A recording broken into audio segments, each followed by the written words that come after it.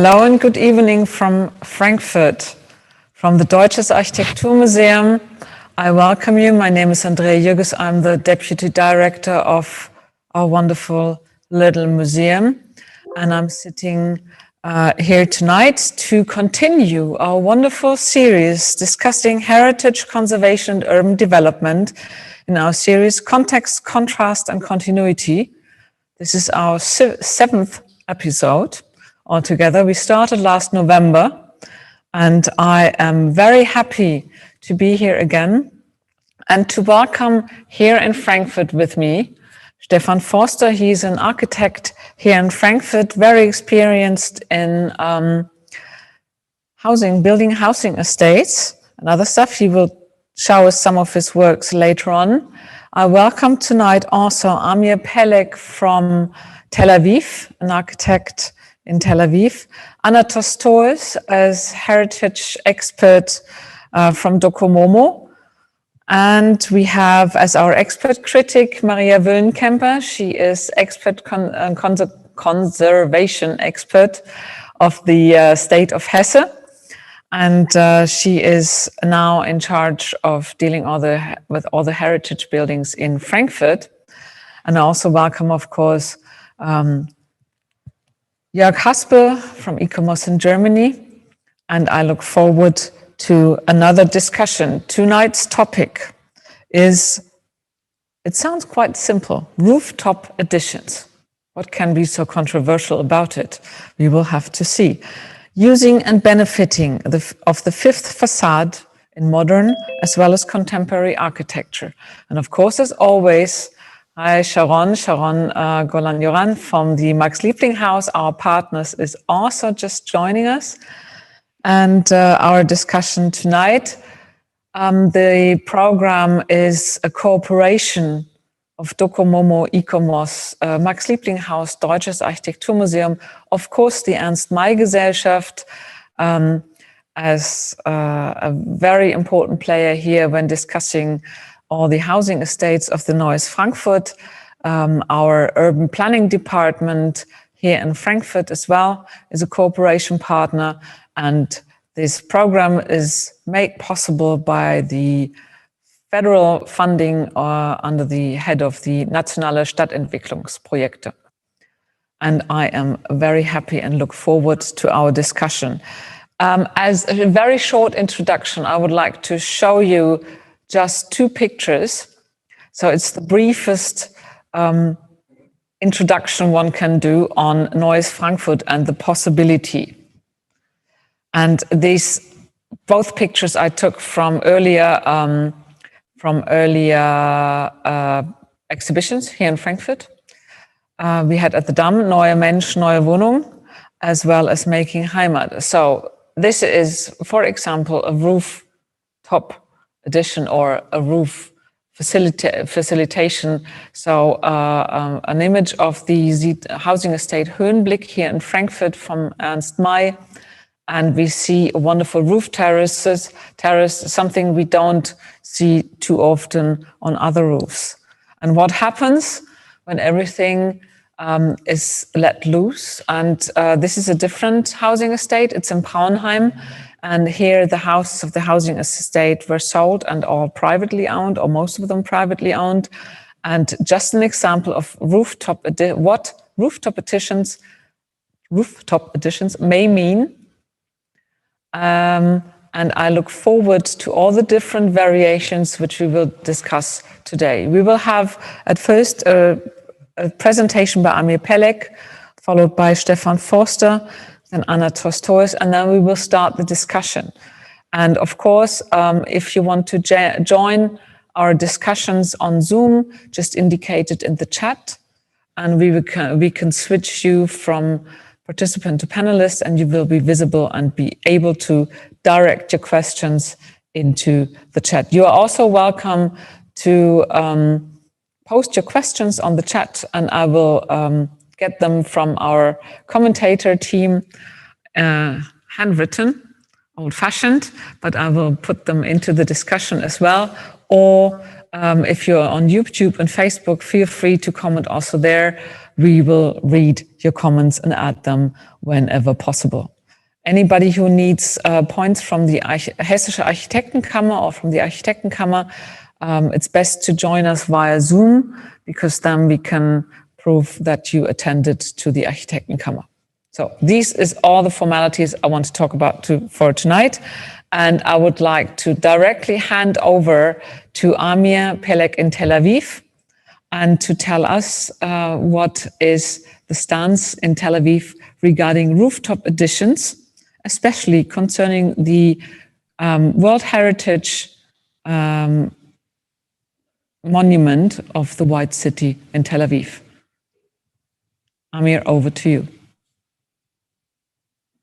And we need your, please say something if we can hear you. We can't hear you right now. Just let me share the screen.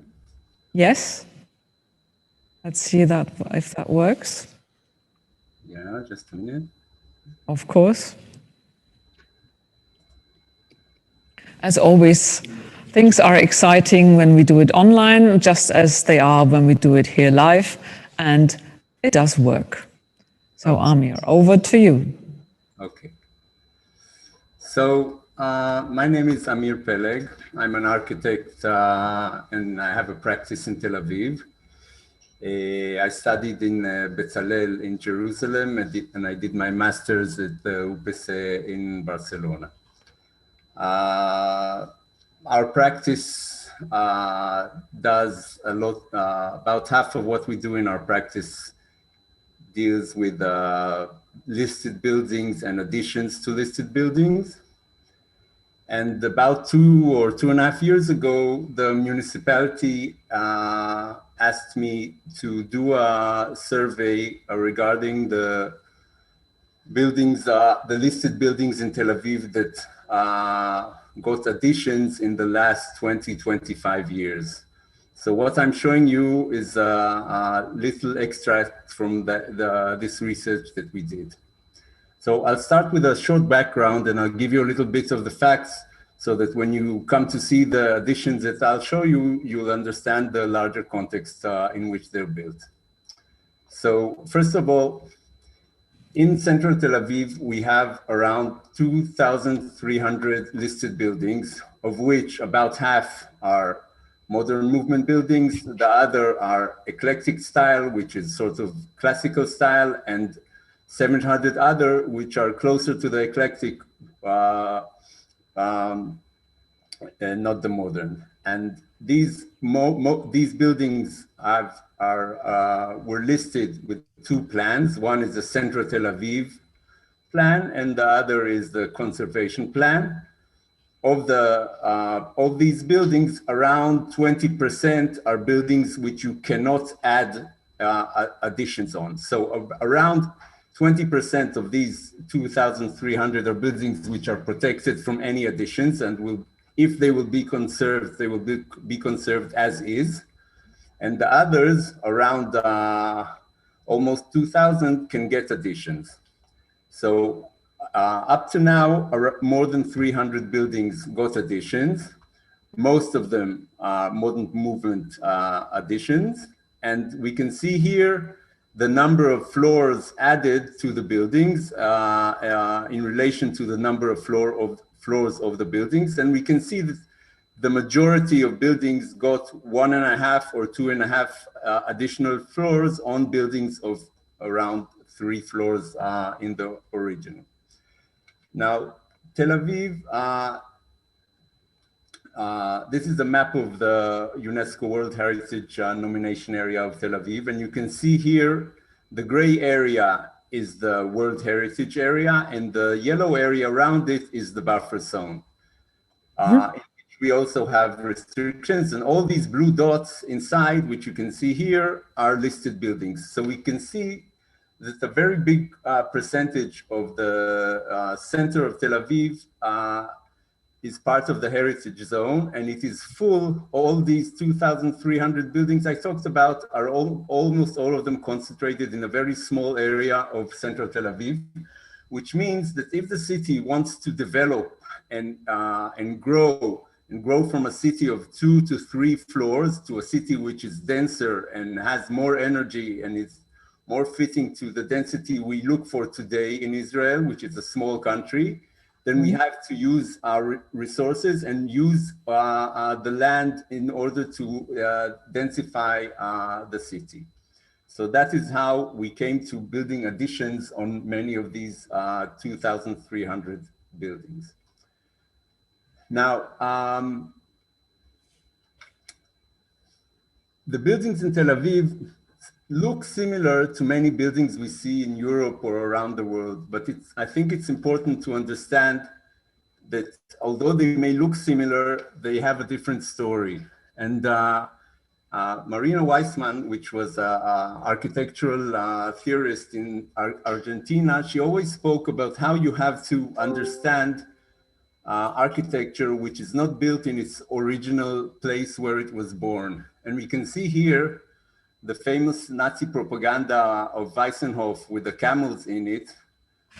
At the same time, we see that the buildings look the same, but in Tel Aviv, the camels and the modern architecture were reality, whereas in Germany, it was part of the Nazi propaganda. So we can see that just looking at the form and looking at the typology can be very misleading if you don't understand the larger context. And what is this larger context in a few words? We have two main types of buildings which are listed in Tel Aviv. The first is 1920s architecture, which you can see on the bottom, which are almost exact replicas of buildings from East and Central Europe, from where the immigrants came from. On the top, we can see buildings from Odessa and Lvov and places in Central and Eastern Europe. And on the bottom, we see Tel Aviv of the 20s, which is almost exactly identical to what the immigrants knew. So they took a part of home with them and built it in Tel Aviv. So that is an architecture of looking backwards, of yearning, of missing home and bringing a piece of home with you to your new place. In the 30s, when we look at the modern architecture, we see something different. We see here the sketch of Mendelssohn for his Schocken department store in Stuttgart, which for Mendelssohn symbolized the progress, the machine, the advanced Germany of that time. And we see at the same time, 10 years later, we see almost the same forms in Tel Aviv, but there was no progress in Tel Aviv. This was a very new place with no industry almost, but still we see the same forms. So again, forms can be very misleading if you just judge them according to their type. And in Tel Aviv, if for Mendelssohn, his forms signified progress, in Tel Aviv, they were the image of progress. They aren't where we are, but where we want to be someday in the future. And it's important to understand this when you try to plan and try to relate to this architecture and think of the relationship between your rooftop and this architecture, which was built in the 30s. And two last points before we start seeing some buildings. We have to remember that we're in the Middle East. It's very hot here. It was almost 30 degrees today. And people here are very nervous. We are very loud. We are bold. We don't have a lot of understatement. And we can see it in our life, and we can see it also in architecture. One of the times I had this talk with students that came from around the world. The first thing they told me is, wow, your additions are very bold. So it made me think, and I thought, okay, we live in a bold place. We live in a place which this is part of our culture. So it should be part of our architecture. And the other point is that you have to understand when we look back and try to relate to our past, it's not really a basic part of what we grew in our culture, because the first 30 years of our state, we're only looking forward. The first person that got honorary doctor title from the Technion was not an architect, but was the prime minister of the state.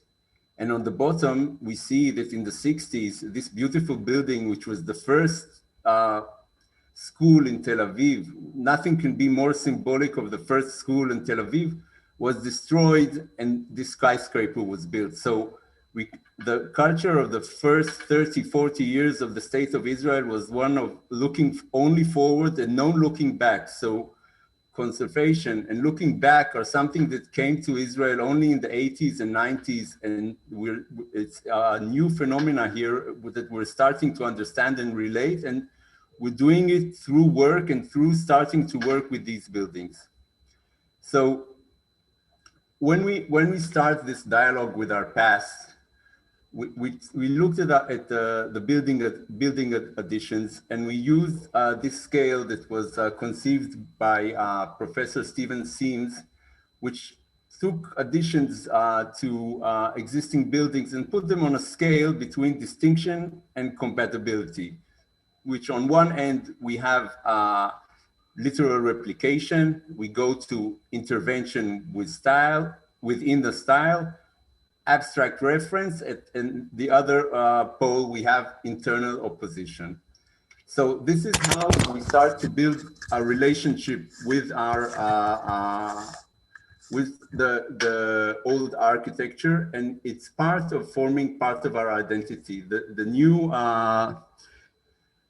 Yair Lapid, the new co-prime minister from this Sunday, if it will happen, he used to be a journalist and a TV host, and he always used to ask his guests on the TV show, "What is Israeli in your eyes?"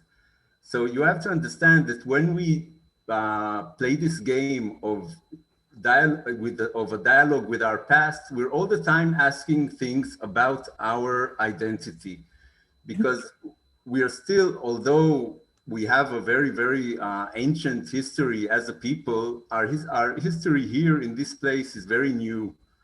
And most of our grandparents usually were not born here. So the question of our identity and who we are comes forward when we do these exercises of adding to buildings and adding to the original meaning of the buildings and saying where we are today compared to where we were in the past. So after this long background, I'll start showing you some additions in Tel Aviv.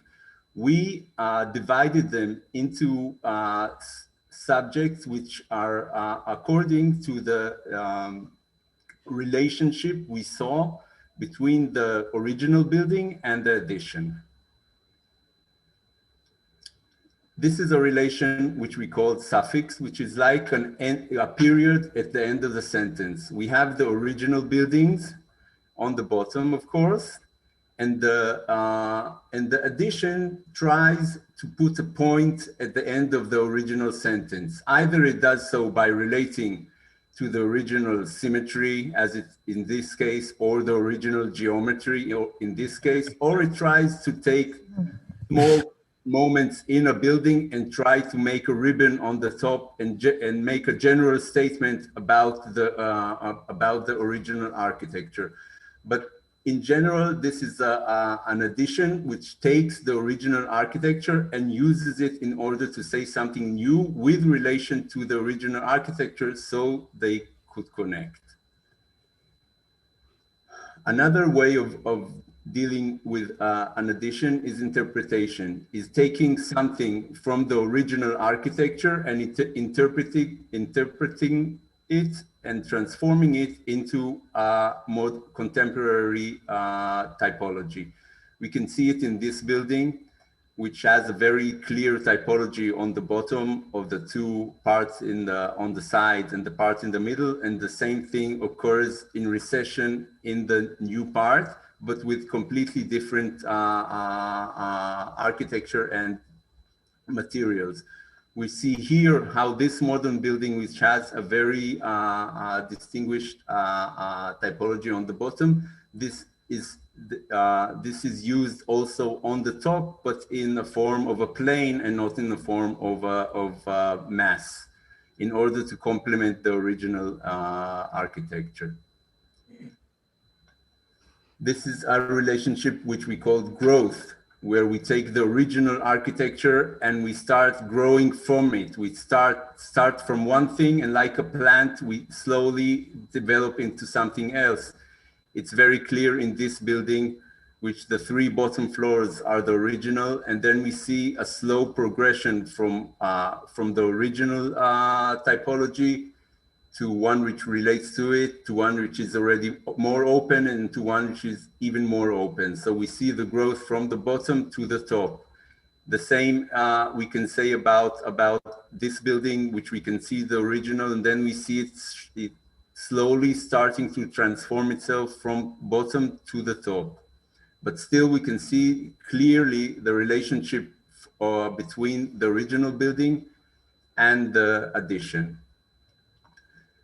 This type of building we called assemblage, which is a building where the parts are mixed in this way, where you can't define exactly where is the original and where is the new part. They both intersect one with the other and create something which doesn't distinguish very clearly the old from the new, but create something which is clearly one, and we think that this type of architecture is an architecture that feels at home with the original architecture.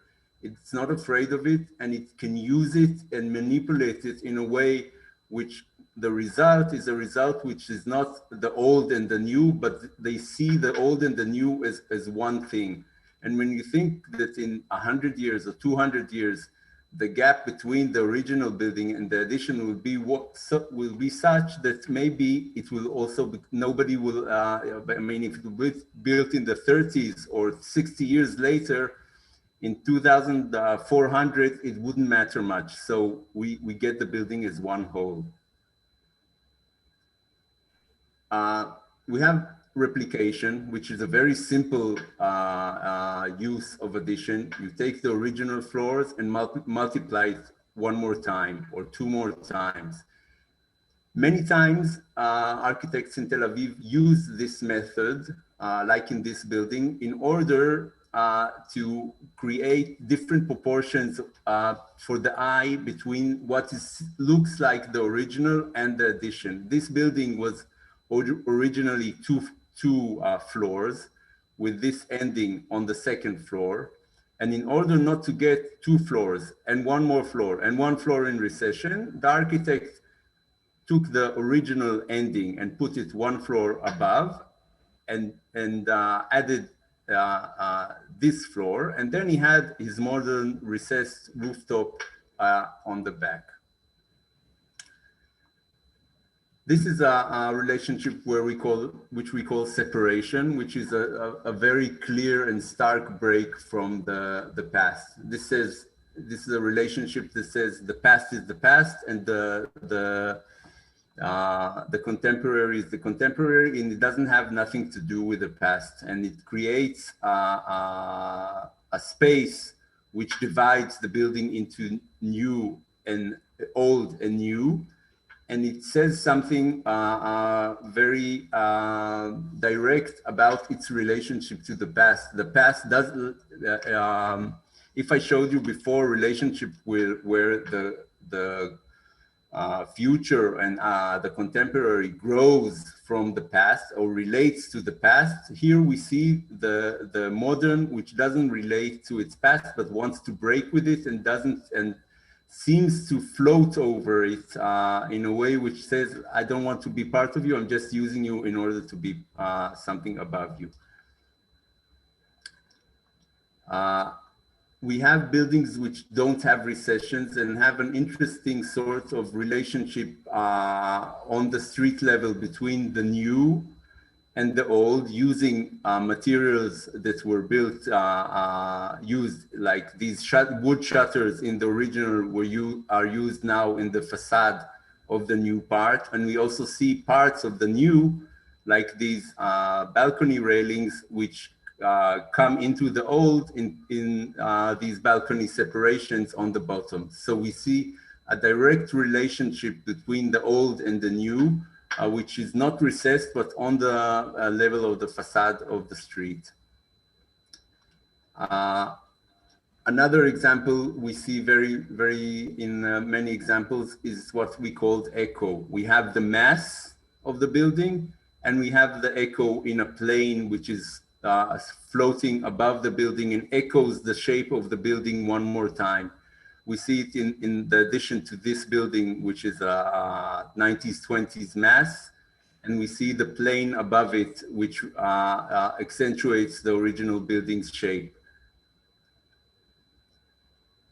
We have another type, which we call background, which is a recessed addition, which in its form and its shape gives a background to the original building and gives it a type of way to come through on this background. We see it clearly in this building, which when it's closed is a completely closed mass, and on this background the original building is more prominent. We have many buildings, especially in the eclectic type, which relate strongly to the original order of the building, if it's symmetry or buildings which were built of 3 or more parts, and we see the addition which relates directly to the order of the original building. We see what we call podium. We see buildings with a recessed addition which doesn't relate at all to the original building and uses it as a type of podium for a completely different shape, which, if it's done well, accentuates the original architecture. And we see this type of buildings which are resisting the original architecture, which are not trying to grow from it or separate from it. They just do something completely different, which doesn't really relate to the original architecture. And we called it some sort of resistance to this architecture because we didn't really understand how these architects try to relate to the original buildings. I tried to make it short. If there are more questions in the end, I'll be happy to elaborate more. Thank you. I mean, that was a very entertaining and diverse presentation of rooftop additions. I really need to come to Tel Aviv to have a look at them for myself. I think what is really prominent is how dense and diverse Tel Aviv seems to be. And probably, Stefan, you will have a different story to tell, because I don't think we have anything in this variety, in this density here in Germany, but that's of course a different development. So Stefan, thanks a lot. Over to you, and let's get a different view on rooftop additions and how to use and benefit from them here from Germany. Can we start? First of all, thank you for this wonderful lecture. It was very big pleasure to hear it and to see it, and there's big amount of variety. Now you get the different contrariety of the variety is what I'm doing. So one dimensional, what I'm showing you, maybe it's going to be a bit boring. I hope so. So, but we start with can we get the presentation now? We're going to start with the mother of all rooftops, which is the Unity Rooftop. Because for me, it was interesting, first of all, of speaking about rooftops, is it private or is it public? And we know it used to be public, but it didn't work. It was closed, the rooftop. And in Berlin, it used to be a place to throw themselves down, to commit suicide until it was closed. So for me, if we are talking about rooftops, we're talking about private spaces. What the problem in Germany is that we have a special heritage, non-protected, which is the heritage of the GDR, the communist part of Germany, ex-communist. And this is a very bad, ugly heritage, which got a bit lost after the falling of the wall. And we had too many of these apartments. And we had the the duty to speak about shrinking. That means we had too much of these apartments without any living in there, and we had to reduce the number of the housing areas. And then we had, in 1996, we started our work in the city over there at the left. You see Leinefelde, it's a very small city in the countryside, where they had built 16,000 apartments for the industry there, and then they fell empty. And that what we find was this environment lost and ugly, and our duty was to change the whole situation, to make it livable. And from one thing, the environment, and on the other hand, the type of building. So we had to change the typology of the building totally, and let's say change totally the image of the building. That means we had to reduce the volume, and then we created these roof terraces in forming just totally different building without any idea of the old one. So that they made the impression of being new constructions. And every building should be a bit different. This is the new space of the right side, the new building, and this afterwards looked like this. And so the people felt as living in new buildings because they didn't like the old buildings anymore, these prefab buildings. And we tried to form individual buildings which were different, with courtyards, with the relation between space and building, and all the private rooftops, in order to reform a totally different environment. And then the next step was to have 2 steps. You see 2 steps, 2 terraces. And it was like working with this type and to find out how far can we go with the construction. You see the different terraces with just a different way of life and another quality of life in these prefab apartments. This is the same building from the other side.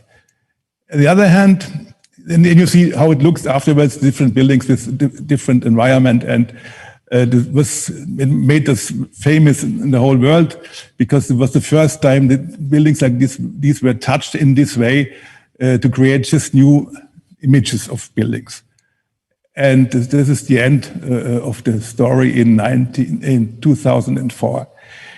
On the other hand, we have this kind of buildings in Germany, post-war buildings with all these same spaces, non-livable spaces. And this is our heritage, which our duty is to change this parts of our cities to make them more livable. And means, first of all, tear these buildings down. For example, this was a thing in Würzburg we have torn down totally, and we had made these buildings very famous with a lot of prizes or awards, I have to say. Or this one was in another city, rebuilt after the war and then took away, and then this ended in this wonderful building with all the qualities of new building and so on. But what I want to speak is about this, what we are doing now. This is an old housing area of American soldiers. They went away 20 years ago. Then the Germans went in there and stayed there for the last years. And now we had the opportunity to change the whole thing. And this is what's looking now. And then we just show you about how it was, I think 3 years ago, how it looked like. This is typical for these army housing areas with this space is a bit lost and one-dimensional. And this is very close to the center of Frankfurt, maybe 10 minutes to the center. So there's no density, and our duty was to have more density. And naturally, if the ground is already in possession of the community, there's no costs for buying the ground. So we can build rather cheap to keep the rent rather deep. And then you can change also the different apartments and can make a more mixture of different apartments.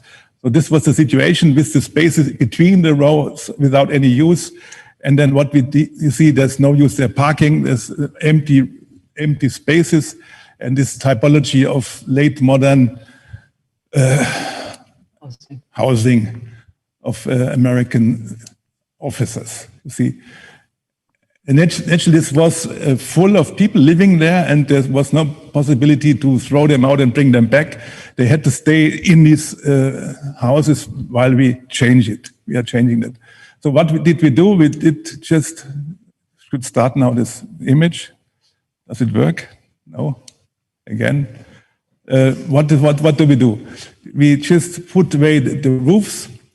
We add 2 stores. Then we close the spaces with gate houses, we call it, and bridge houses. And we create just a new urban space. This is the important thing, to just transform the whole thing in a new construction. And now it looks like this. This is all the 19 row houses I added with 2 stores. This is not architecture. This is really ugly, I have to tell you, because this is very dominated by the construction to make it very cheap.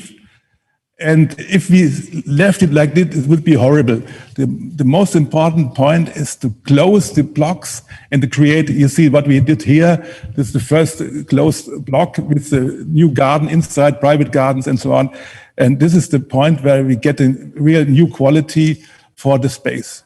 Then we're going to build bridge houses over the street just to make the space more dense in a way. Looks a bit like Donnerstag maybe in Karlsruhe, who knows that. And this is all by prefab modular systems in order to make it build it very, very quick. We have about 800 new apartments like that and a totally new space. This is the first gatehouse, we call it. You have the entrance into the courtyard underneath. Should work now. Now they're starting to walk around, yeah.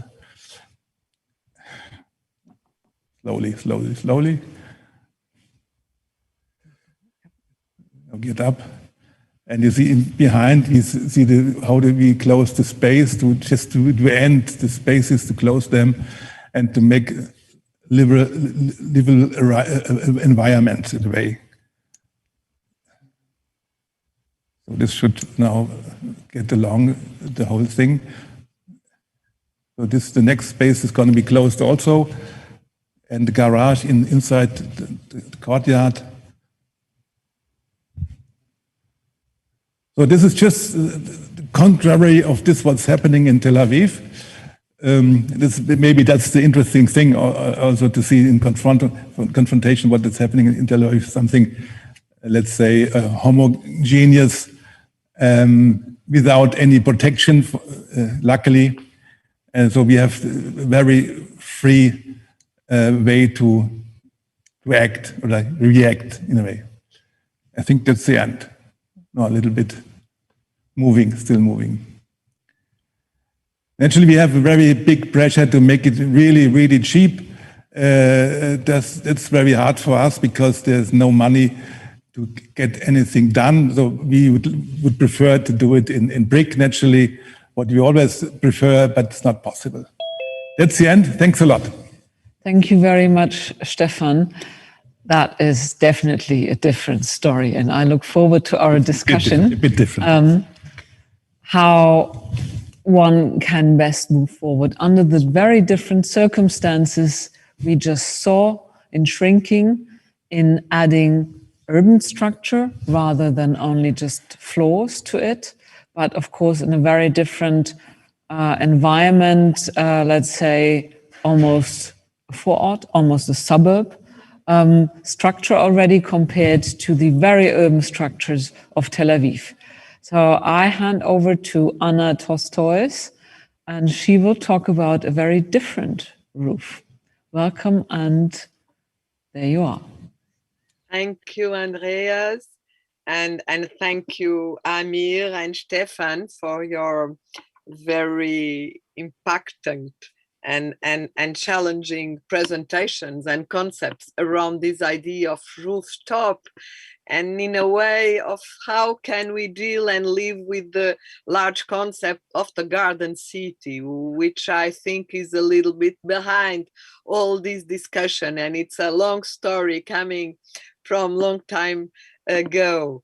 And so to, let's say, participate in this discussion on which or in what kind of new qualities we can find in additions, rooftop, public space, and in a way the chance for contemporary architecture to be part of the future, bringing the past and the very recent modern movement past, which is, I think, a very interesting challenge. I prepare a presentation, and I think, where is my screen to share? Sorry. Okay, I found it, and I will make it, yes. Thank you, it works. It works now. Works, and you just need to switch it exactly to full screen. Thank you very much. Okay, Perfect. now. So we start with a very iconic roof terrace. We are in Marseille with the kindergarten. And now we move just very quickly to Docomomo for the ones that perhaps could not know these very strange acronyms: documentation, conservation, modern movement, which we have had in 2014 the word reuse. So in a way, Docomomo opened these, let's say, narrow conservation implications to something more large in terms of intervention and transformation. These are, let's say, the spread in the world for the moment of Docomomo national parties, and a very short introduction to some of the very beautiful iconic houses all around the world. And they, in a very insistent matter, they really insist really on the rooftop in different geographies, continents. We are in Japan, we are in Mexico, a little bit everywhere. And it's very interesting, I think, just for an introduction, to realize that this rooftop business, in a way, has a lot to do with the healthcare questions and the answer of the modern architects to this industrialized new world from the 19th century, introducing not just the landscape, the green areas, but the possibility of phototherapy, once again, in very different latitudes in the world. And of course, these iconic, let's say, sharing between the Garden City and some of the post-World War II answers to this question. Of course, never forgetting this kind of a little bit delirious ideas from Le Corbusier, and here applied to this fantastic city of Rio de Janeiro, where he's envisioning not just rooftops, but autobahns in rooftops. But let's go to a very special autobahn, which is the Matetruco project for the Fiat family, to a very singular and special industrial building. So we all know this was the great structure constructed to produce the Fiat cars, vehicles, and with a very interesting system that, as you know, the cars start to be produced in the floor, and they were going up, and when they were ready, there was this fantastic rally autobahn to test the cars, and then they come down to be sold. It's a kind of iconic place, a little bit futurist in a way, so praising the avant-gardes before the First War in a way, and in another aspect, symbolizing at what extent an industrial building of the modern movement architecture could achieve such a a dynamic, I would say, presence in the space and in time.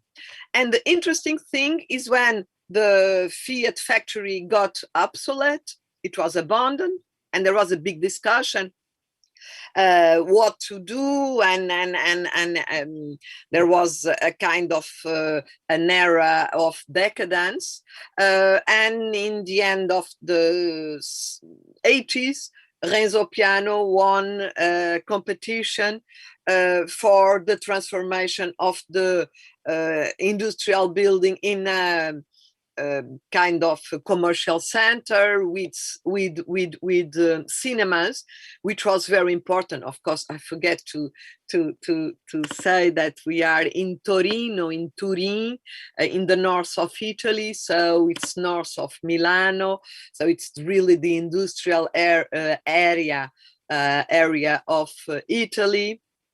And it's not such a big city, and this commercial center in the 80s brought something important for the city, which was a set of cinemas that were inside the commercial center, and in a way it was of course quite polemic, but in a way it won the fight, I would say, because it has been a place quite used by the inhabitants, the Torinenses, for all these commercial activities, to go to the cinema, and with this very special use of the rooftop with a gallery. We are seeing here the gallery of the Fiat family. They have a very peculiar art collection with several futurist paintings and sculptures, and it's really, really very interesting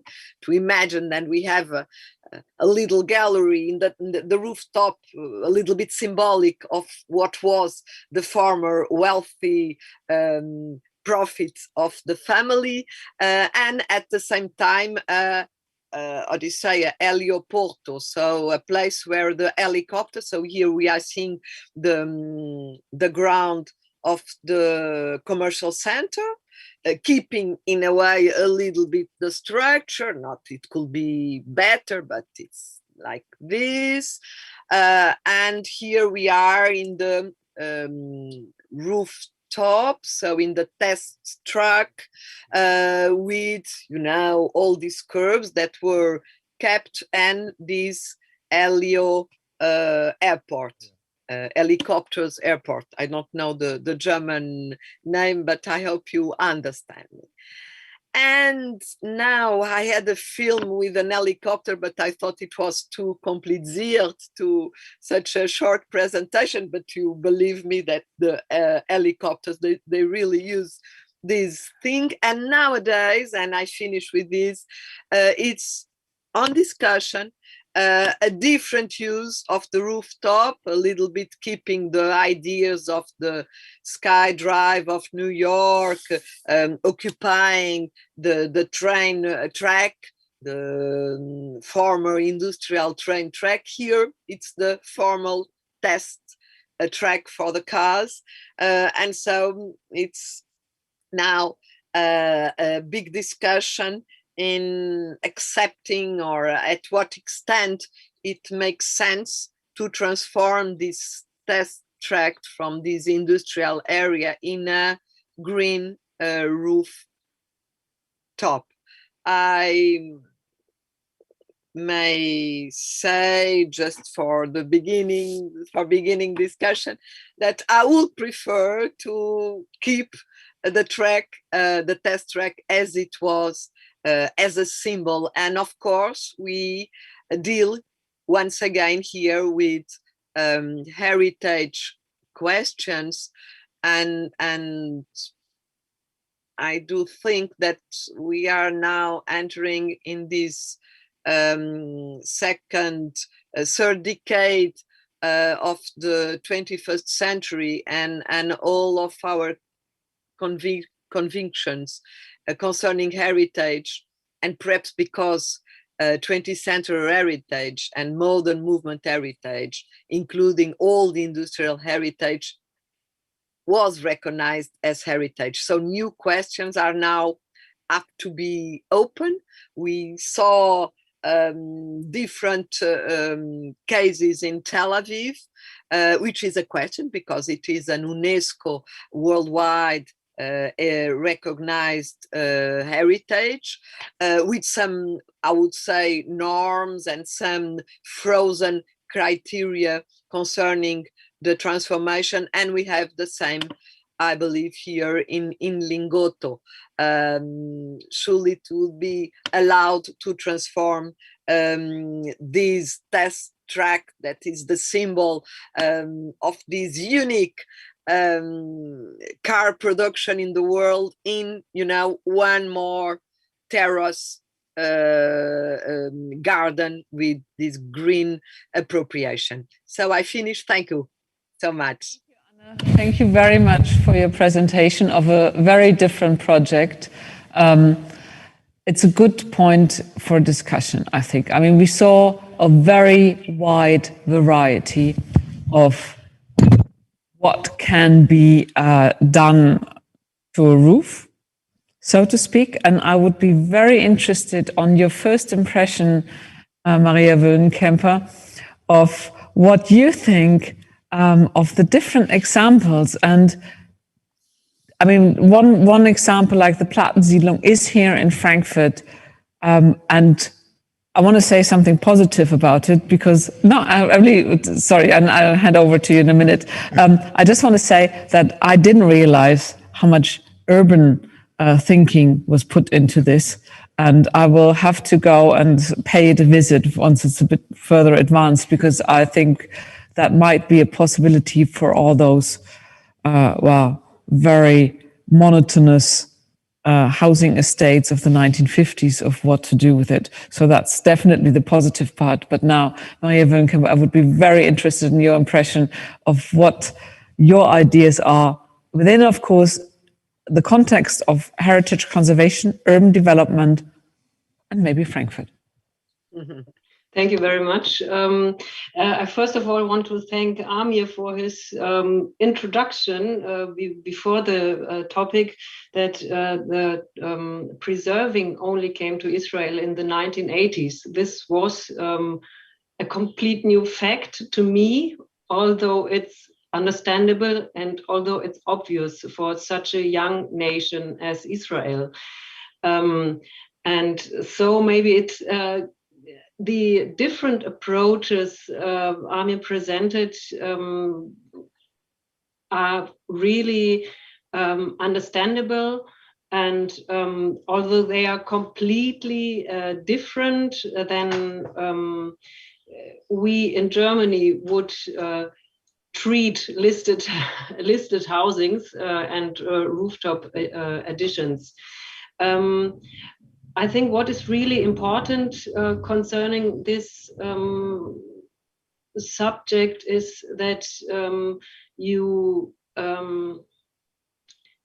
or maybe let me put it differently, me as an art historian, I ask the five W questions: who, where, when, why, and what.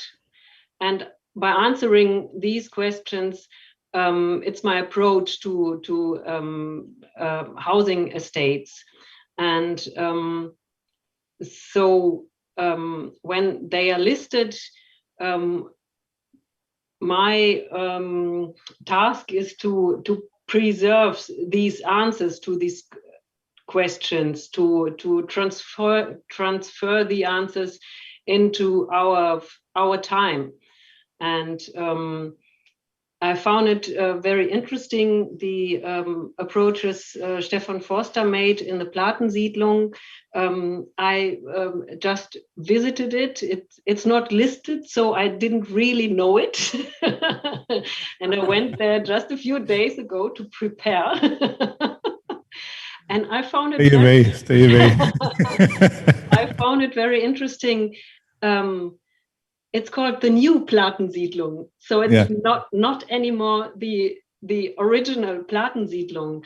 And I think the approaches you did there with the, you call it bridge houses and gate houses, it is a complete difference to that what you found, and it should be allowed. It's allowed to treat housing estates like that, because or when the quality they have in their original substance is not so convincing that it should be preserved. And so what you created at the Plattensiedlung was really something completely new. You changed the structure of the buildings, you closed the spaces where they were formerly open, and it's a complete new approach to the new Plattensiedlung. And I think that's possible. And we also have in Frankfurt, which is just being built, a listed housing estate, the Fritz-Kissel-Siedlung in Sachsenhausen. And there are 2 floors added to the one floor added to the smaller buildings, and 2 floors to the higher buildings. And I myself was very skeptical how this would work out. Thank you.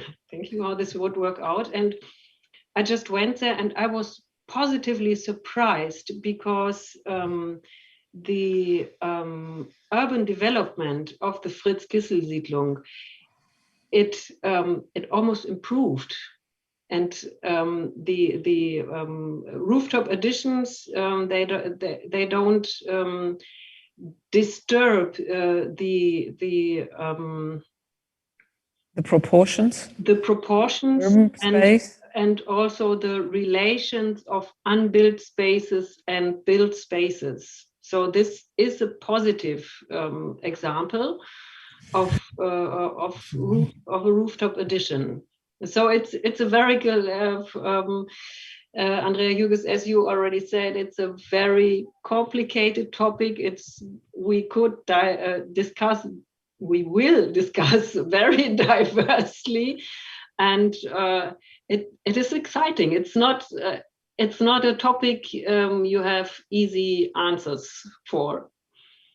I think Stefan might want to say something to your point you just actually, I have to answer, because I know also Fritz-Kissel-Siedlung, because a friend of mine, Uli Scheffler, did it, and we talked before he started. We talked about, is it architecture or is it only addition?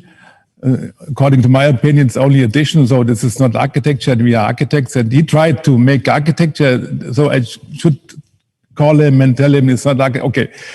But the point is, no one knows why Fritz-Kissel-Siedlung is protected, because there's no reason to protect it. And when I start looking at these things, for me, the most important thing is the quality of the space between the housing. And this is this modern space of floating space with any relation to the houses. And this could be everywhere in the world, standing. It's no relation to the context, no relation to the city, because it's really close to city center. It's very close to Sachsenhausen. And even your colleagues from the Department of Heritage didn't know why it's under protection. So it would have been better to make the same system I did in the Plattensiedlung, to get the connections with the street, with the space with the street, to give them private gardens and so on. And so it's only the need of more apartments is there fulfilled in a way, with low costs also, naturally, because they didn't spend very much money. They put all this insulation in front. We know this WDVS, it's called this ugly stuff. In 10 years, you can't see it anymore. You can throw it down. So this is no sustainable solution for me. And so I am very critical with this. Even it's a friend of mine who is the architect. So, so this is my critics about the heritage department. just say this is protected, we don't have to touch it, leave it like it is.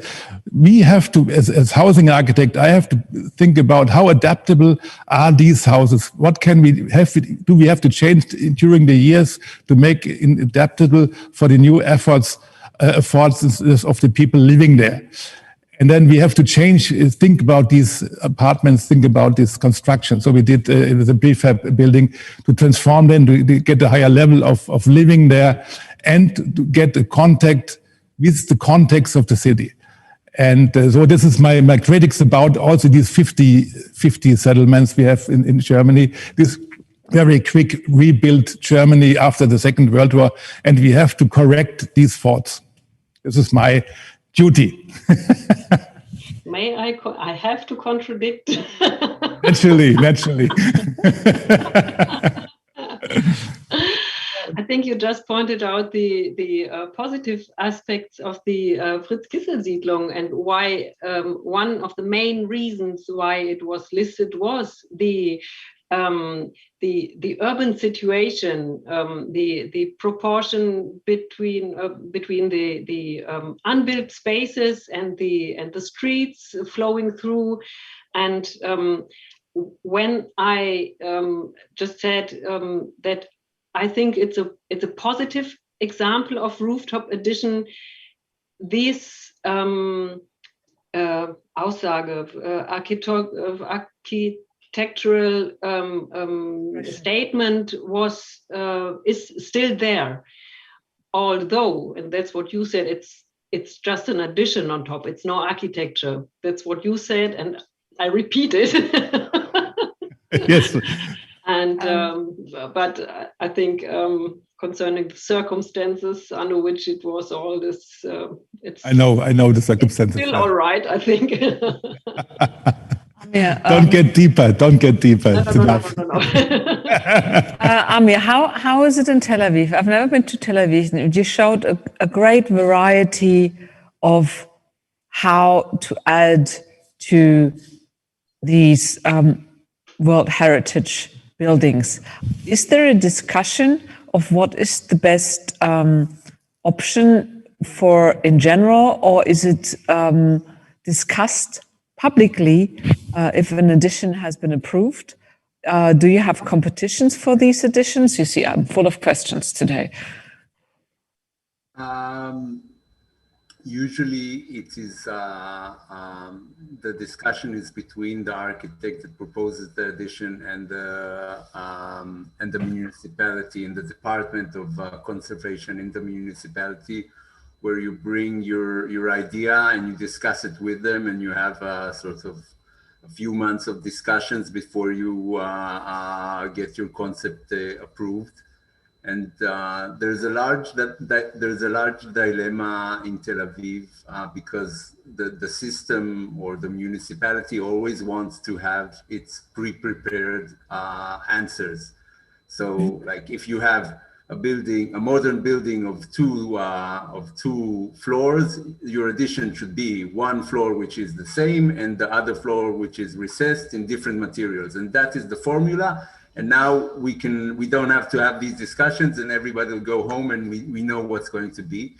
But of course the reality is stronger, and these buildings have a very particular identity, each one, and you can't have a formula.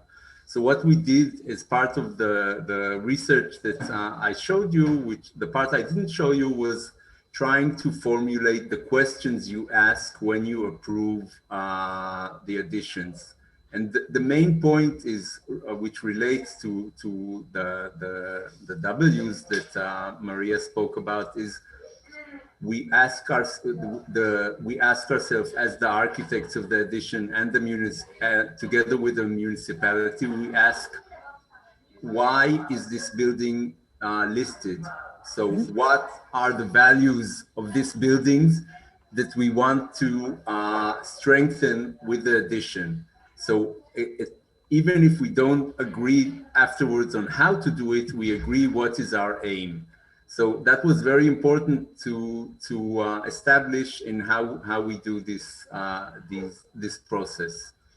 And I think we also have another question, especially with the modern movement buildings in Tel Aviv, where you have to ask if are the values physical values, the materials, the typology, or are the values conceptual values? Because you say if the architect of this building would be alive today, he would want to use sustainable materials. He wouldn't want us to use wood shutters, which in the Israeli sun after 2 years look terrible. He would surely use aluminium shutters.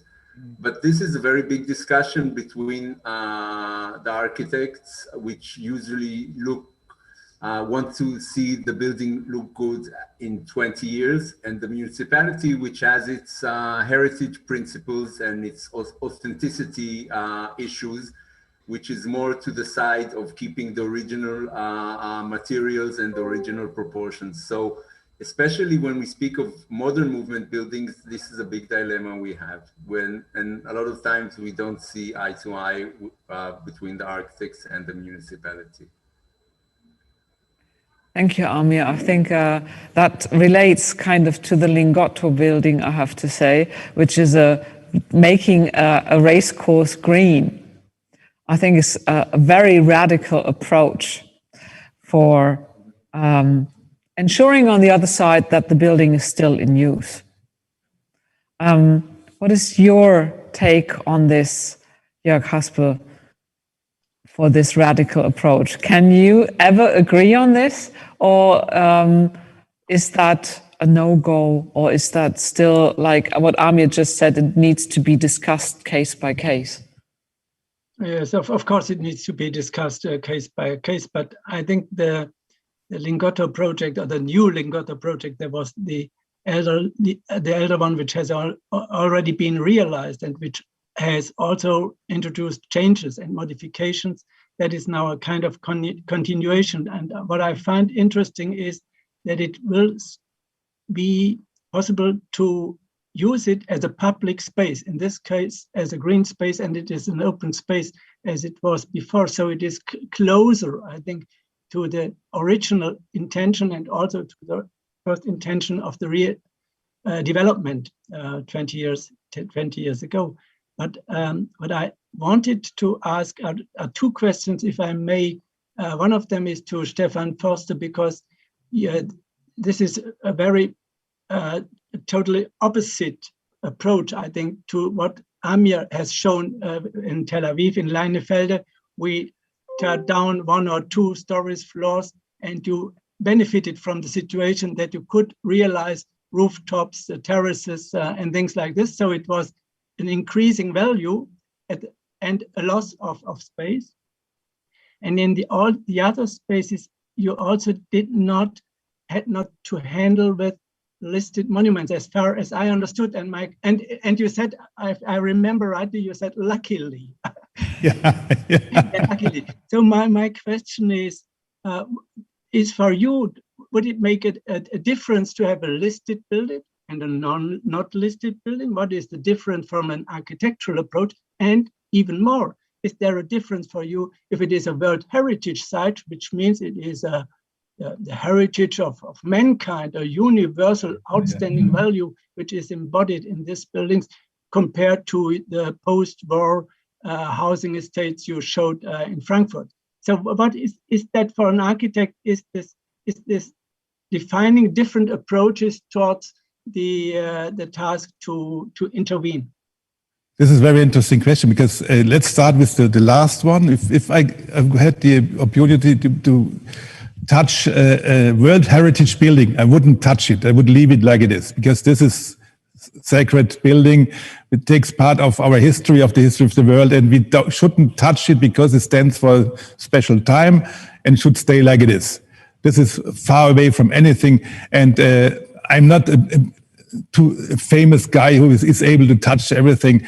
There are a lot of colleagues, bricks and so on, who touch everything, because just to say we are great architects, so I'm just different in this way.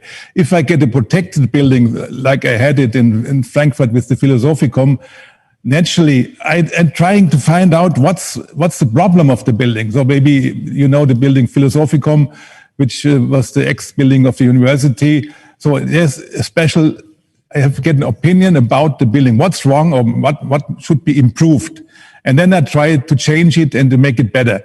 And at the end, there's always the problem to get it useful for our time, and to get a new use for it and to make it more live on for the next 30, 40, 50 years, and to bring it back in the conscious of the community.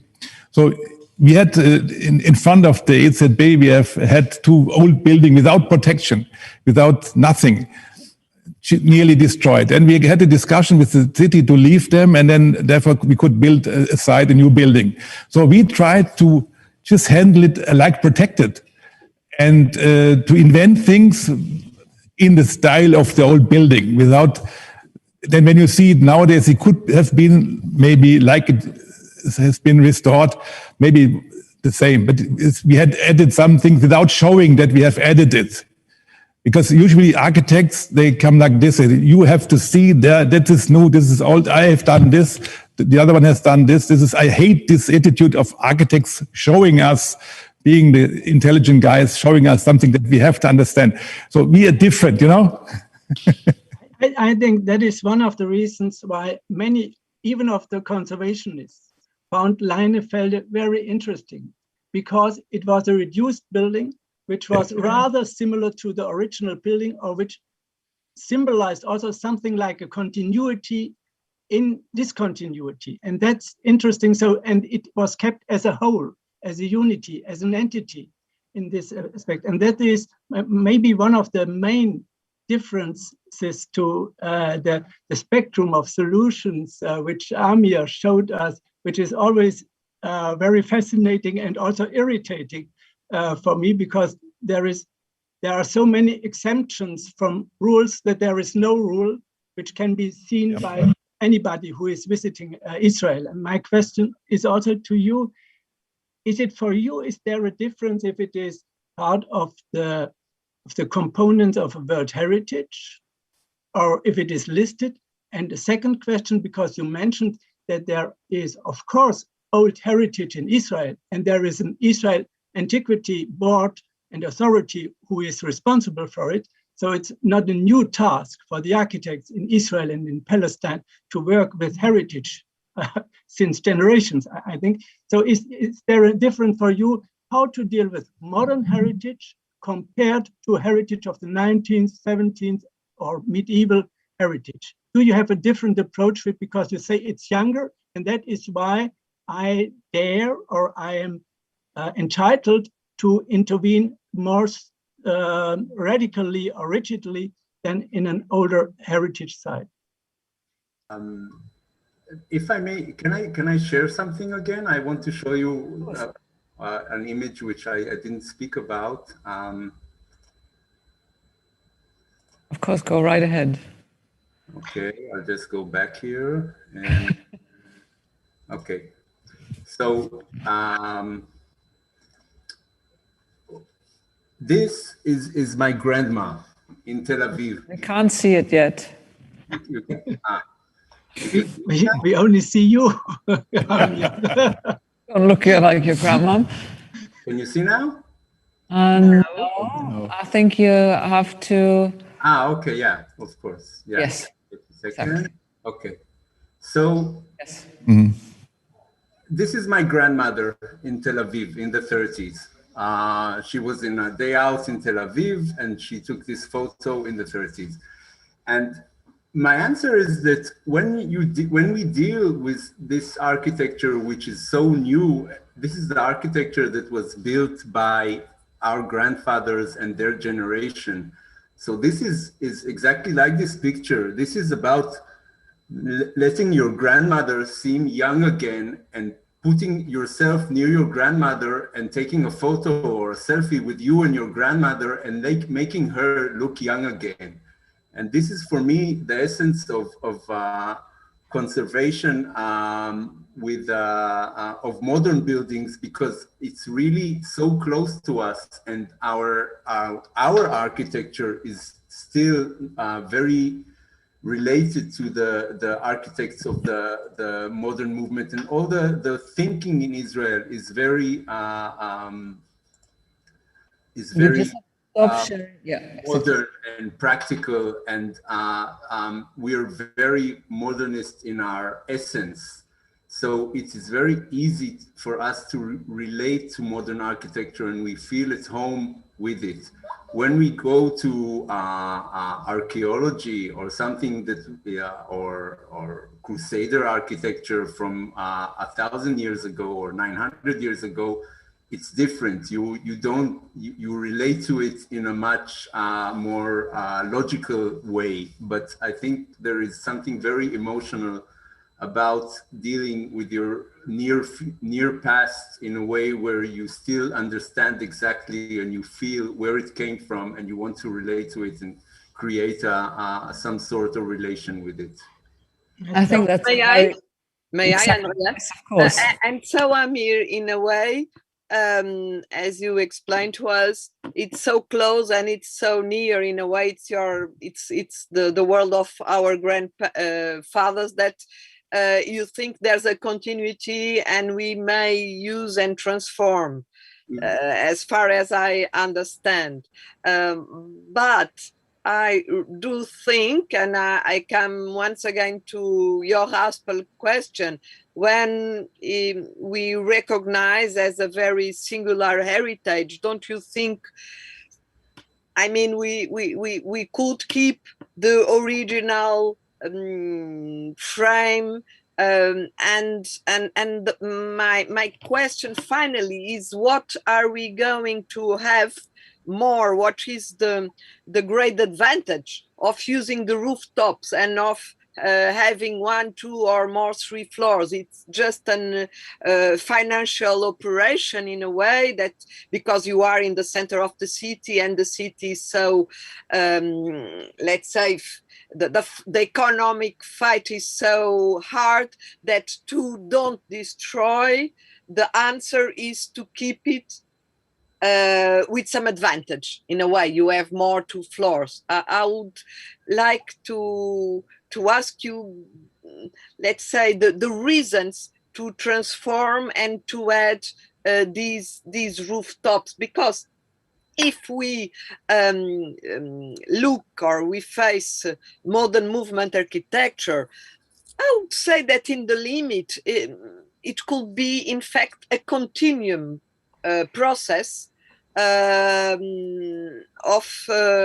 getting better. That's what Stefan showed us. He keep these less than neutral things, and he transform it in something robust, and of course it's a plain architecture. Congratulations, it's the hard thing to do, plain architecture, and you did it.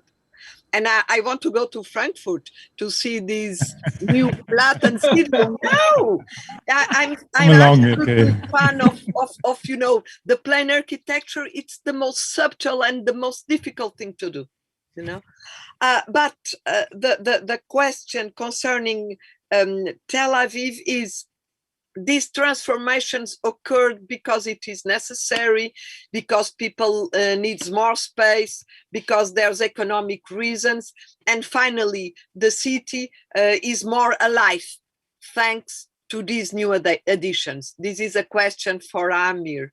In a way, if you could elaborate a little bit on the reasons and the results of these in an independent way of the heritage label.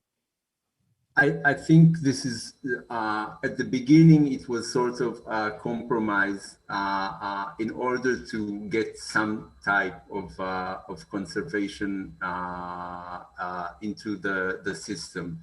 Because as I showed you, until the 80s or 90s, nobody looked back at all. It was all looking forward, and you could demolish anything you wanted. And I think the way to get the conservation into the system was to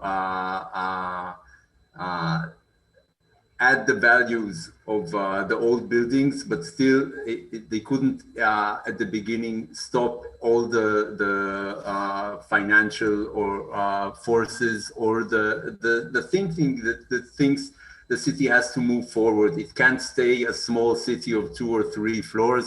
It has to grow and be the dense center of Israel. But of course, when the later plans came out, they had, as I showed you, around 20% of the buildings which are listed, you can't. So you have a percentage which are the masterpieces of the buildings which you can't add on to. And then you have the question if it's better to have only 200 listed buildings which you don't touch and only conserve, or you have 2,000, which is a very big percentage of the city, but you allow these transformations. And for the good or the bad, the answer was, let's have some of these and some of these, even though we do lose some of the original values, but still we keep these buildings, and we don't stay only with the 200 buildings, which are sort of out of scale in the new city. That sounds for me like a very pragmatic and very livable option concerning urban development. I can see probably that also in German cities. I mean, I've shown only one picture of the Siedlung in Braunheim, the housing estate in Braunheim, which has already additions, and I'm certain nobody will force them to tear them down, or will they? Yes. Ja, was dazu sagen gleich. Let's like Stefan. Stefan, he can make I know this changed construction of Ernst May, and this is very funny because I had Italian universities in visiting Frankfurt, and they had the photos from the 20s, and they looked for where is this place, and they found all the different houses transformed. And in a way, I find it very interesting what people are adapting this construction.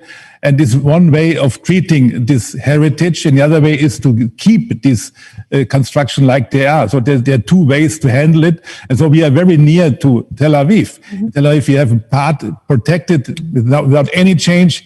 Other ones, we can change a bit and much more. And so this is no one answer for the whole thing. And it's very funny to see these huge homemade constructions there.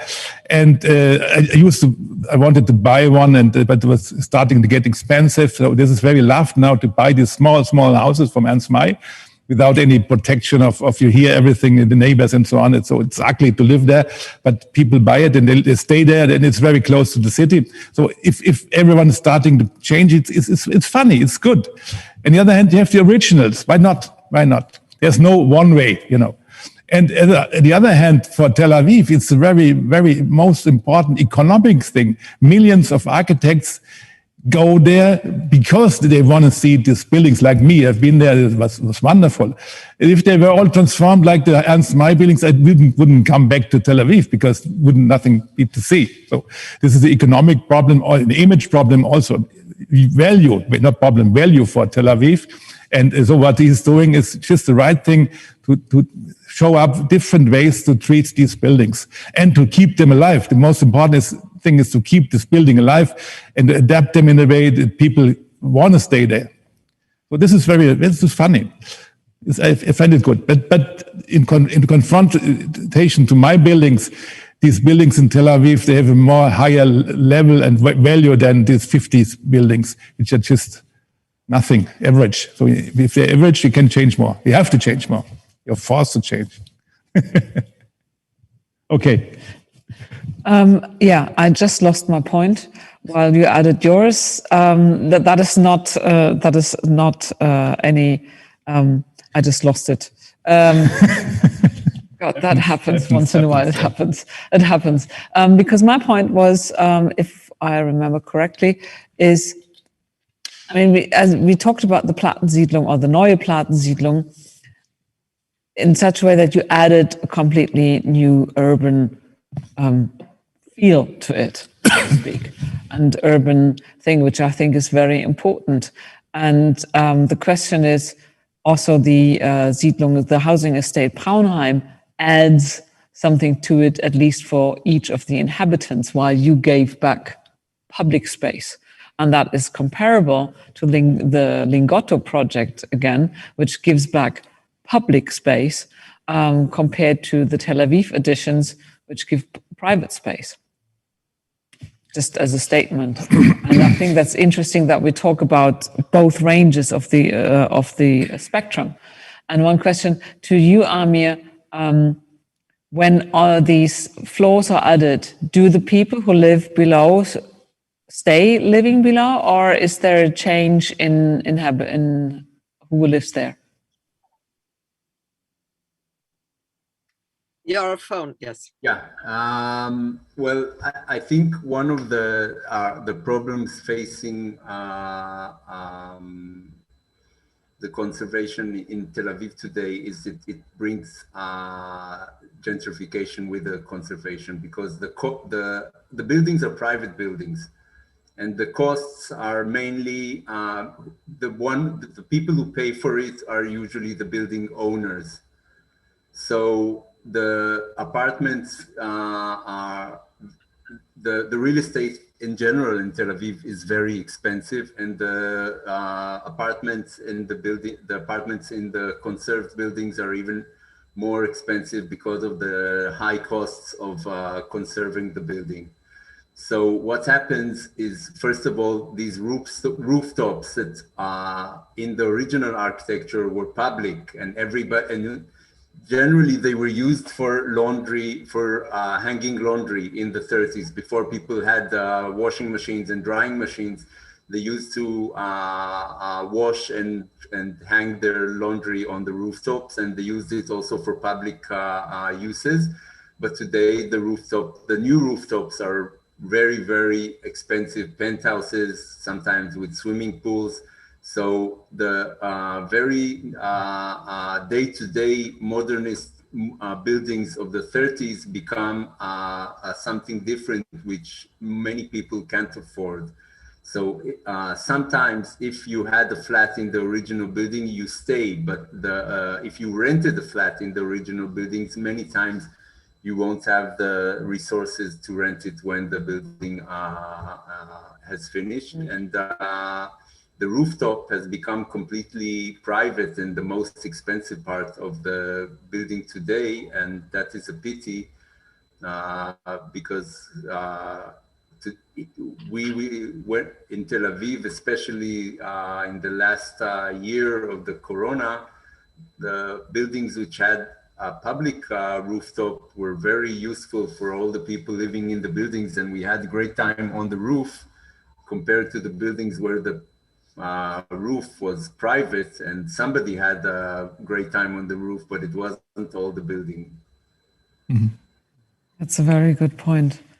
Maria Willenkemper, you've seen a great variety of what one can do, thinking of the housing estates of Ernst May and the Siedlung Braunheim compared to the Siedlung Höhenblick.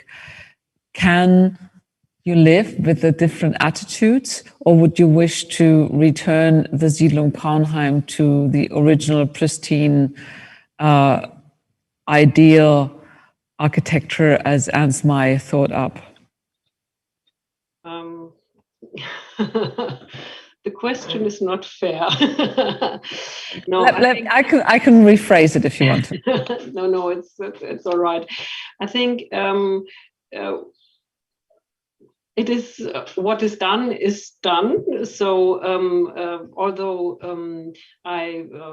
me as a person, I would tear down these rooftop additions and return all the original Ernst May architecture, but this is out of question. This is completely out of question. They are private places. People have live there. They identify with their houses. I can only imagine when they bought this house in the housing estate, they didn't see the quality of the unity of the different houses, and so they just saw their Bedürfnisse, Needs. their needs, their needs, and they that was their approach to the house and not the architectural value. And that's a completely different attitude. So really, if you go there and look for Ernst May, you will not find him. And that's sad. That's really sad. But maybe it's a lecture for us all to preserve Ernst May and his thought and his attitude towards architecture. And one more thing, and to communicate the values. I think what is important and what this shows is how pragmatic needs, when there's no understanding of the value of the architecture, of the original value of the architecture, and how much you could already do with it. That means building on and on and on. It reminds me a little bit of Italy, where all these wonderful palazzi, especially in Genoa, and they just add or shut down windows, whatever is needed at that point in time, which adds a totally different patina and livability and history to the old palazzi, and kind of what the housing estate Braunheim is similar on a smaller scale. I would just like to be a bit critic about how these housing areas are treated. So they're starting now to sell small houses, two-story houses, Nassauische Heimstätte, and you can buy them. But if you go there and buy them, they give you a book, what you can do, You can't do nothing. It means they tell you exactly what kind of windows you can do there. And so that's why I didn't buy. And I think it's important to keep the facade on the street like it was, to keep the image of the whole area intact, But behind it, in the garden, because you go in there, you have small windows like this, and you can't have these small windows for rooms because the rooms are very small. If you make them bigger, there's no problem if they do the rear part, but everything is predicted. If you have a cellar, no cellar, and you could enlarge all these rooms, you get light from up and so on. There are many things you could do. Everything is forbidden. So that's why I didn't buy this house, because there was no possibility to get it adapted to my needs and to make it grow, let's say, growing houses and so on. And this is the end of any development. So for me, it's no way in this way to treat these kind of houses. If May still would live, he wouldn't agree with that, because you have built construction, we start to live for themselves. Means protection on the facade in front of the house, okay, but not behind the garden. This is too strict. Lucky, Stefan, that you have not bought the house and you have not to buy it. But there is a second question which also concerns Amir. Even if we say that we should alter or adapt listed and registered buildings because of the needs, or even to help and to support them to survive sometimes. The second question is, should we try to avoid disadvantages for the neighbors, for example, for those who are inhabitants of these residential areas? And if we have, for example, in Tel Aviv, we have 20% of the listed buildings which should be kept as they are, without enlargement, without addition, without rooftops. And I ask myself, isn't this unfair against those who are forced to keep it as it was and not to benefit or not to profit from this advantage? And it's the same in the settlement. The question is, if I think there is an alteration, my personal attitude is, if it is created as an ensemble, as a unity, we should try to find a procedure to keep it or to treat it similarly for all housing units, so that it stays as one unity. And that is the difference to Tel Aviv. I think in Tel Aviv it is a kind of laissez-faire politique. It's that how many stores can be added, but that's all. It can be contrastive, it can be continuing, it can be growing. It's everything goes, and it's also an attitude, and maybe it's very specific, but from a World Heritage Site point of view, I would say that's rather uncommon. Very good expression, uncommon, unusual. Amir. Wow. I think as I said, the place we are in is very different. Our culture is different, and the conservation here, as I said, is very new. So we are in a process of learning, but we're learning while doing. We don't have the time to sit and think for 10, 20 years and then decide. So we're making mistakes, and we're trying to learn as we plan. And first of all, the buildings in Tel Aviv, they have a very the buildings that don't get additions can the municipality has a unique system where they can sell and transport their building rights to other parts of the city, and they if they conserve the buildings, then they have the right to sell the rights to buildings in other places in the city where you can build higher. So then these people don't also get their value for their buildings.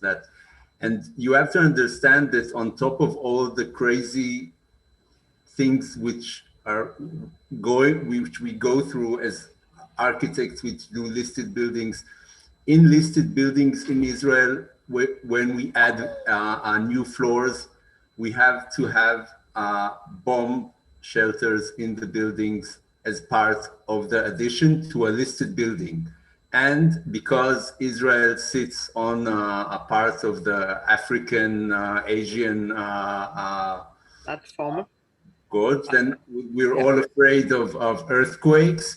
So the listed building, which was built in a very simple way in the 30s, we have to prove that it can stand earthquakes. So we have to give it some strengthening to, so our reality, as you said, is it's much more pragmatic than you think it is. So we take that Israel of the 50s and 60s, which didn't look backwards at all, and we take these values, and it's all sort of a very intense mix where we try to do everything and still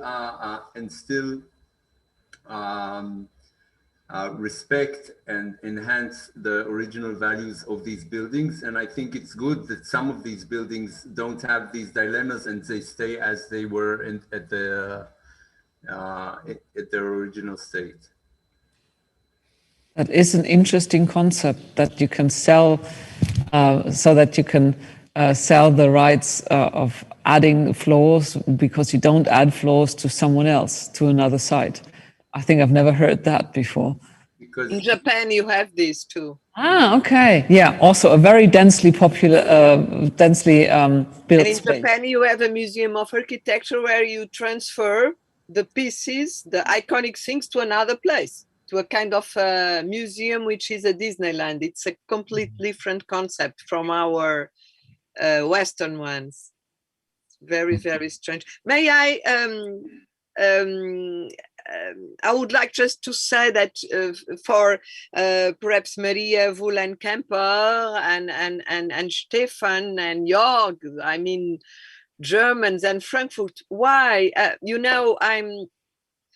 I really stand that Ernest May Neues Frankfurt, it's something very special. I think I don't agree completely with Stefan, but I really do think that it is, in terms of public space and in what could be the interpretation of the garden city concepts, which is the same in a way with Tel Aviv too, because we must not forget that Patrick Guedes was, you know, behind the plan of Tel Aviv as public space, and because of all these economic dynamics, I believe that the heritage it's much more considered in Israel in this pragmatic way, as pieces of architecture and not just as an ensemble with a global concept. But coming back to Frankfurt, there's any movement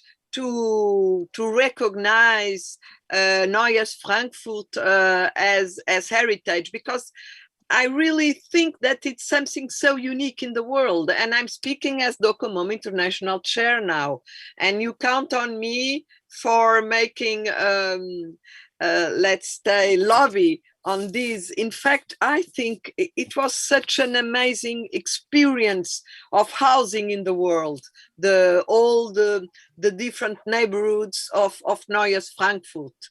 Why not? And it's true, there's Italian colleagues, Switzerland colleagues. I always remember Luca Ortelli is always talking about Ernest May and so on. It's such a lesson for architecture. So my question is there any lobby to recognize this as heritage? And I will be part of it. Oh, I just answer directly, and in a way, maybe Ernst May isn't too much second class, but you're totally right in saying that this is very unique. It's very unique for Frankfurt, and it's a very big value for a city like Frankfurt. The problem is that the owner don't have any interest in these constructions. The city doesn't have any interest. And this is a very big value, because we have many people coming from Italy, especially Italy, just for seeing these constructions. And so this is famous all over the world, let's say, like Tel Aviv is famous for all over the world. So this Tel Aviv is part of the consciousness of the whole architectural world, and Ernst May in Frankfurt the same. But there's no recognition of the owners of this construction. Let's say, for example, Heimatsiedlung, one of the best things May ever did, it's just in a very bad condition now. And it's just very bad to see. And if you hear these guys, the owners, you know, this is state companies, they don't have any interest in conserving them or helping us or seeing the value.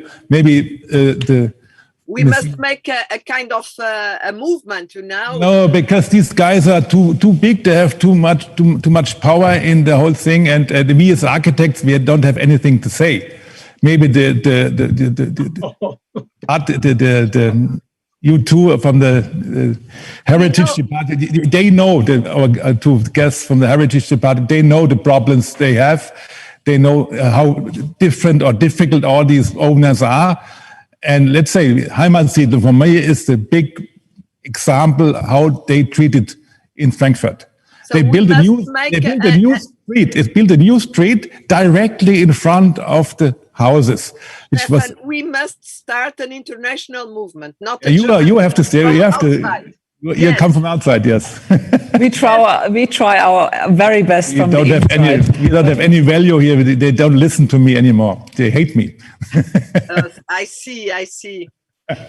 Not everybody hates Stefan Foster here in Frankfurt. That is not true. But you are very outspoken. I do appreciate. But, two of these owners, they don't work anymore with me because I'm too complicated. So there's no use to do anything for that. But this normally happens, and then it's possible to turn. There are good examples, I think, and where the neighbors, the inhabitants, when they recognize it, this is very important, and so it's perhaps not possible now. But your gospel, we must work on it. Anna, right, you should start to embrace Stefan Förster and some others who are not obstacles, but who are a little bit critical against this idea. And then this initiative will become a big movement, which even can convince the politicians and the owners, which are all company owners. They are not, in most cases, they are not private owners, they are company owners. So they are depending, I think, They are stately companies. That's the problem, yeah? Not private companies, it's stately companies who are the owners. So this is a scandal about treating this construction in this way. And I think we're doing, at least from our side, Maria Winkamp, you might want to add something. We try our very best to raise the awareness of the values of all these housing estates. And to raise, I know others, my predecessor, Wolfgang Vogt, he's very adamant specialist on the Neues Frankfurt and trying his very best with other colleagues to really get the message across also to the inhabitants. Because I think some things you need to start from the bottom up, not only from the top down, but to give this feeling of what the value of these housing estates are, what the values of these housing estates are back to the people so that they can treat it better. And I think, and I hope the Ernst May Haus from the Ernst May Gesellschaft does its part as best as possible to see how the original house was. And speaking about these houses, I mean, we have this now, the Frankfurter Küche, the Frankfurt kitchen. Yes. And from a woman, this is very, very political correct now. No, it's totally incorrect because the woman was closed off from the family and from the rest of the family life just into this small industrial kitchen space. I mean, I totally disagree with having this perfect kitchen. But that's a story for another lecture, which we hope we can do at one point here. Yes. Because we want to do that one on the Frankfurt kitchen here in Frankfurt when everybody can come and visit. And but I want to say we have this collection of Frankfurt kitchen, and the question is, how can we deal with it now? How can we really transform what we have into something which can still be used? Or how can we transform it? Because this is the question we are at this point in time. Tel Aviv adds 2 stories to make it to make the houses as fit the current needs within the city. And what current needs, how can the current needs of saying people, we want more space in these little houses, how can we accommodate this? Or what kind of people should be attracted to those houses so that they can be preserved? I mean, these are the difficult questions for any growing city, which Tel Aviv is, which Frankfurt is. Maybe you want to add something, Stefan, or you, Miss? I will write to you with a very good example in Porto City in Portugal, which was one of the neighborhoods built after the revolution in 74, 76. And it was not finished because the program was too communist and they stopped it. And in 2001, so 40 years after, the municipality decided to finish the plan and ask once again to Alvar Caesar to make the plans. And of course, there was a gentrification, so it's designers, architects, young artists that love to be there, and they applied for the houses. And nowadays, the neighborhood was finished with the equipment, the laundry, the cafe, the bookstore, all the things. They make lots of activities together in the neighborhood. For instance, films at night, in open space, on the piazza, and it's really a success thing, of course, with gentrification. But it was very, very interesting because between 76 and 2001, it was getting so decadent, destroyed, and so on. Of course, the inhabitants, they changed, but it was and its existence minimum as like all the Ernest May, and people love to live there till now. It's very interesting, this social, cultural transformation. So we must find a way to make it. It's a way of identifying with the place you live in or you own, and that's really the problem. As Stefan Forster pointed out, the owners in Frankfurt, for example, by the Heimatsiedlung, they are not interested at all in what they have. They don't even want to know what they have, and that's the problem. They just want to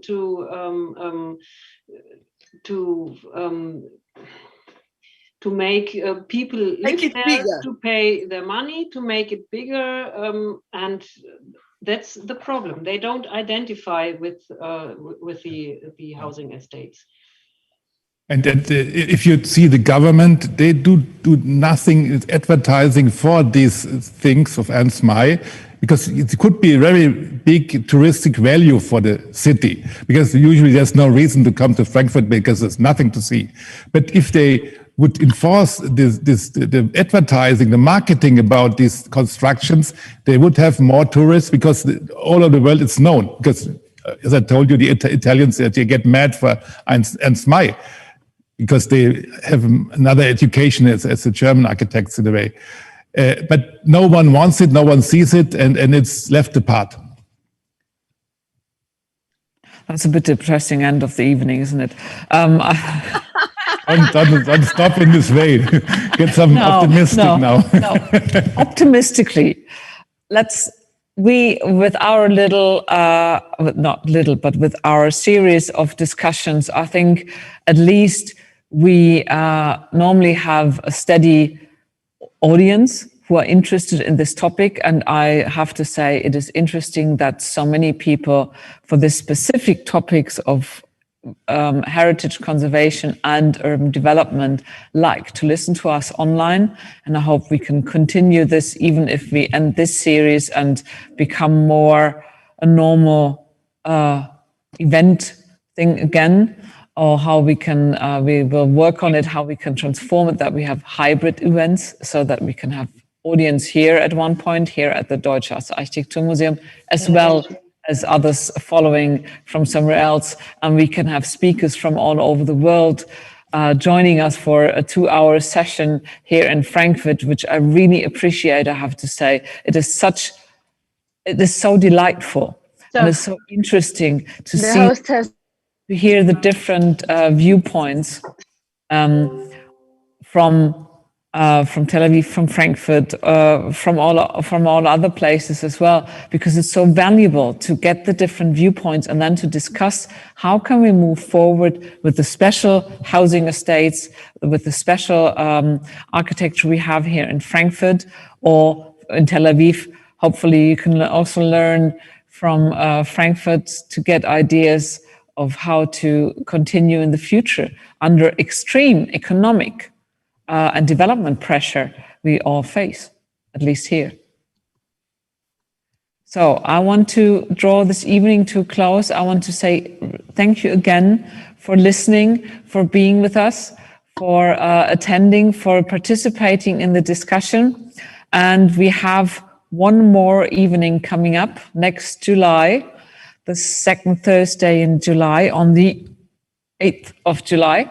And we will talk about the development of modernism, of modern architecture through the different ages and its perception today. So we will hit at least on brutalism.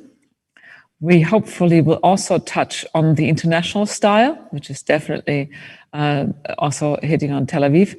And I hope we will add a little bit of postmodernism, because I think it all relates back to the modern architecture, the modern movement, and our perception today and how it is still evolving. And we will have from Tel Aviv Inbal as one of the speakers here from the German Architecture Museum, Oliver Elser.